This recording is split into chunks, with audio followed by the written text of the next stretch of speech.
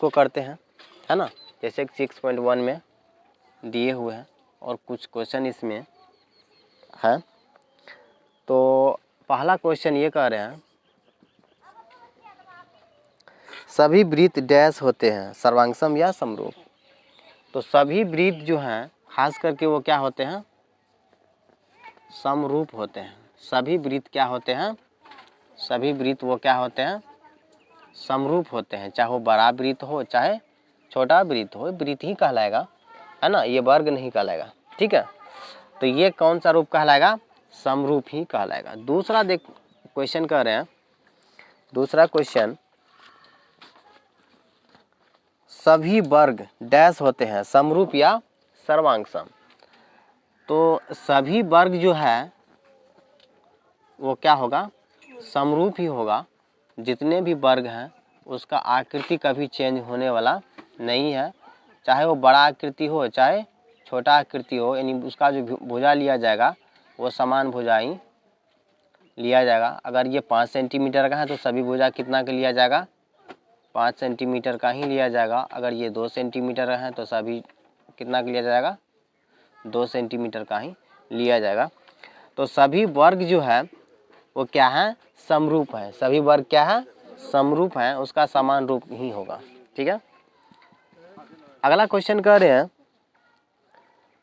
सभी डैश त्रिभुज समरूप होते हैं, समद्विबाहु या समबाहु। तो यहाँ पर जो है कह रहा कि सभी त्रिभुज जो है समरूप होते हैं, समद्विबाहु या समबाहु। तो यहाँ पर समद्विबाहु नहीं होगा बल्कि समबाहु त्रिभुज जो होगा वो हमेशा क्या होगा, समरूप होगा, है ना। तो इन दोनों में से कौन त्रिभुज होगा, समरूप कौन सा त्रिभुज होगा, वो है समबाहु। कौन सा त्रिभुज होगा, समबाहु त्रिभुज जो है वो क्या होगा, समरूप होगा।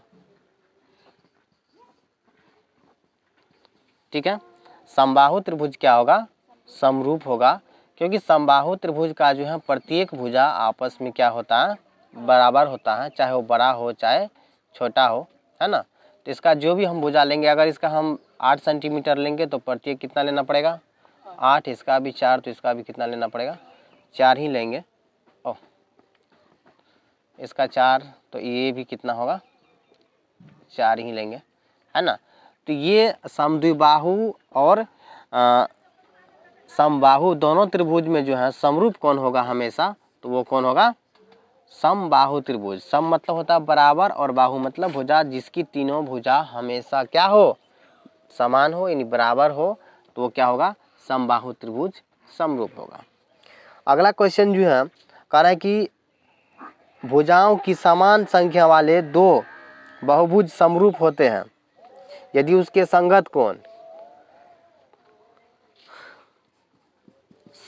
कोण जो है वो क्या होना चाहिए, यदि उसके संगत कोण डैश हो तथा उसकी संगत भुजाएं डैश हो तो वो बराबर या समानुपाती होगा।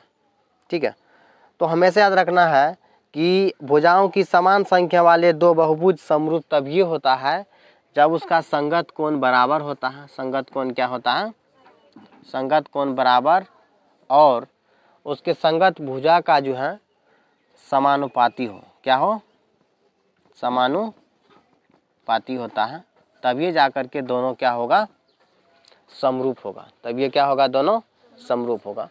तो इस प्रकार से जो है ये 4 क्वेश्चन था, इसका हमने जाने। 2 नंबर का क्वेश्चन कह रहे हैं निम्नलिखित युग्मों के 2 भिन्न भिन्न उदाहरण दीजिए। कहा कि समरूप आकृति का, तो 2 समरूप आकृति का जो है 2 का 1 में कह रहा कि उदाहरण दीजिए। तो 2 समरूप आकृति हम क्या सब ले सकते हैं, कुछ भी ले सकते हैं, एक वृत्त ले लिए। दूसरा जो हम क्या ले सकते हैं, आयत ले सकते हैं, बड़ा आयत और छोटा आयत। ठीक है, तो ये दोनों हमारा क्या हुआ, अलग अलग समरूप वाले आकृति हो गया। इसी का 2 नंबर में कह रहे हैं ऐसी आकृति जो समरूप नहीं है, ऐसी आकृति जो क्या समरूप नहीं है। तो हम कोई भी उदाहरण ले सकते हैं, एक तो जो है सो आयत ले लेंगे, एक तो वृत्त ले लेंगे, 2 अलग अलग है, ये कभी समरूप नहीं हो सकता है, दो अलग अलग आकृति ले लिए, कोई दिक्कत, ये समरूप नहीं हो सकते हैं। 3 नंबर में कह रहा है बताइए कि निम्नलिखित चतुर्भुज समरूप है या नहीं। तो समरूप होने के लिए एक आकृति दूसरे आकृति को पूरी तरह से क्या करे, ढक ले, तो वही क्या होता है, सर्वांगसम होता है।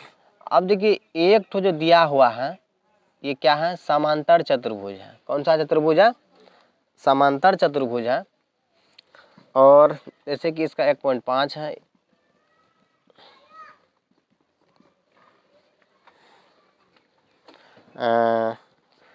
प्रत्येक भुजा बराबर है, तो ये सम चतुर्भुज है। कौन चतुर्भुज है, सम चतुर्भुज है। और दूसरा जो दिया हुआ है वो क्या दिया हुआ, एक वर्ग दिया हुआ है, वर्ग ही है, प्रत्येक भुजा इसका क्या है, बराबर है, वर्ग दिया हुआ है।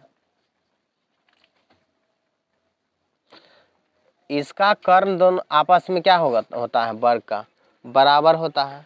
इसका वर्ग का जो प्रत्येक विकर्ण क्या होता है, बराबर होता है। लेकिन ये जो सम चतुर्भुज है इसका एक विकर्ण बड़ा और दूसरा विकर्ण क्या होता है, छोटा होता है ना। तो इसीलिए ये दोनों आकृति जो है क्या है, समरूप नहीं है। दोनों क्या है, समरूप नहीं है।